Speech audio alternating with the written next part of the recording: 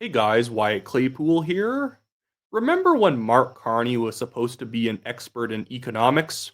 Well, Pepperidge Farms remembers, but if you were to actually look at the state of Canada right now, you would not conclude that this is the man that was marketing himself as the one to put Canada's fiscal house back in order, which is how he and the Liberals actually pitched him. We are right now potentially going to run a more than $90 billion deficit in the year 2025 because of the mass spending spree that Mark Carney's Liberal government has been on. It's to the point that our Parliamentary Budget Officer is like begging the Liberals to let him have any insight into the numbers that they are planning on spending because he has no clue the current fiscal state the country is in. I will pull up this Toronto Sun article just to give you some excerpts on what he's been saying. It says right here that, but the Prime Minister has put off the federal budget until October, citing the trade war and the shortened spring sitting of Parliament, which was his choice. He could have had it sit longer because of an election. Normally, budget documents are brought to the legislature in March or April.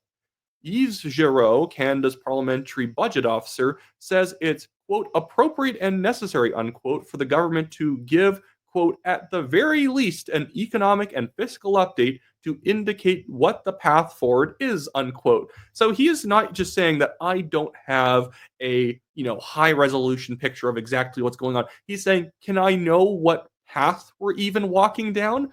This is somebody who in government is probably more on the left as well. This is not some, random conservative who ended up slipping into the parliamentary budget office. I guarantee this man probably voted for the Liberals, or at least he's more liberal in his economic orientation. But he goes on to say, quote, there's a lot of question marks on the government's fiscal plan, he said. Quote, a budget would have been very helpful in clearing up the uncertainty and providing more detail, unquote. And so it says some of the government spending plans will show up immediately. It's promised to add about $9 billion to defense expenditures this fiscal year, a move that has drawn praise from Canada's allies in the North Atlantic Trade Organization. Canada Imperial Bank of Commerce has estimated the deficit may rise as high as 3% of gross domestic product for the fiscal year that ends in March, which would be in the $90 billion range. That would be more than double what the government projected in December. Bank of Montreal says the shortfall could easily top 70 billion. Yeah, so this doesn't feel like winning to me. I'm not sure what winning feels like to the Liberals, but this ain't it, Chief. Like, I kept calling out the fact that Mark Carney is an economic planner. He is a big government guy. There's a reason why he makes slight nice nods and winks over to Karl Marx in his own book Values. And whenever I pointed out and I started calling him Carney, everyone was like, how could he be a Marxist or even left wing? And by the way, I was usually being hyperbolic, obviously. I was just making the point that he's more left wing that people want to admit to. But they would always bring up in response to me, well, Mark worked for Goldman Sachs. Well, Mark was the governor of the Bank of Canada, where he mostly just listened to Jim Flaherty and Stephen Harper. Well, he was the governor of the Bank of England, where his reviews are very mixed. Well, he runs Brookfield Asset Management, which mostly gets a lot of its money from exploiting government programs, subsidies, and tax breaks. But that's neither here nor there. And then he was the economic advisor for Justin Trudeau for 5 years, which should have been the biggest reddest flag on the field, that this guy who helped get us into $62 billion deficits previously with really stupid spending plans, that this guy was not going to suddenly become Milton Friedman when he actually became prime minister himself. There's no evidence of it. Do you think that Justin Trudeau, that simpleton, was the one calling the shots on the economy? Or do you think that he was probably listening to every single word Mark Carney said because Trudeau is a gormless fool? And, Mark Carney technically has economic experience. It's not very good when you actually look at it. It's either in positions where if he did well, it's because he was following orders, or he did his own thing like in the UK and advising Trudeau, and it was very, very poor. This is all to say, this is why it was important to have a spring budget. And this is why, for Mark Carney's purposes, it was very important to not have a spring budget. He doesn't want people to know that he's about to spend us into the poorhouse. all of the top ups in all the ministries, giving money to the CBC, the defense spending increase. And by the way, I am not against defense spending increases. We are now committed to 5% of GDP going towards defense and defense related infrastructure, which does kind of artificially beef up the numbers a bit because a lot of random infrastructure projects can like count as defense spending now. I'm not necessarily against it. But when we're not getting our actual fiscal house in order, I have a problem with just saying that we're going to spend $9 billion more over here, and over here we're going to spend another $3 million, and we're going to start having the government start contracting for prefabricated houses, and we're going to start increasing the size and scope of the pharmacare policy and the dental care policy. At some point, the budget needs to balance because that is actually good, not just for our fiscal future as taxpayers, but it's good for the economy right now that the private sector can have confidence that our economy is going to be solvent, that they're not just going to have a bunch of tax increases all over the place to try and stabilize the government's budgets.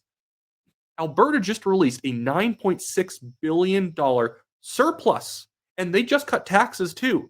Very good. I hope they cut taxes even more. Danielle Smith in Alberta should just remove the gas tax permanently. Why not? We're running surpluses. And then I would actually take some of the surplus and start paying down the debt in Alberta. I think every government should be engaged in debt repayment. But Mark Carney, at the same time, he is raising taxes, is somehow also running deeper deficits. He already just brought in that digital service tax, which very unfairly retroactively applied to the years 2022, 2023, and 2024. He just did that. He's increasing the industrial carbon tax. He's putting in place a carbon border adjustment, which is just a carbon tax tariff, a carbon tariff. This is foolish. When are we actually going to have regular private sector investment come into the economy that isn't incentivized through government subsidy? Because that's all we got right now. It's the exact same plan that they were running under Justin Trudeau, which obviously Mark Carney's fingerprints were all over, just giving out money to EV battery manufacturers, giving money to EV car manufacturers, giving money literally to plants manufacturing crickets for human consumption.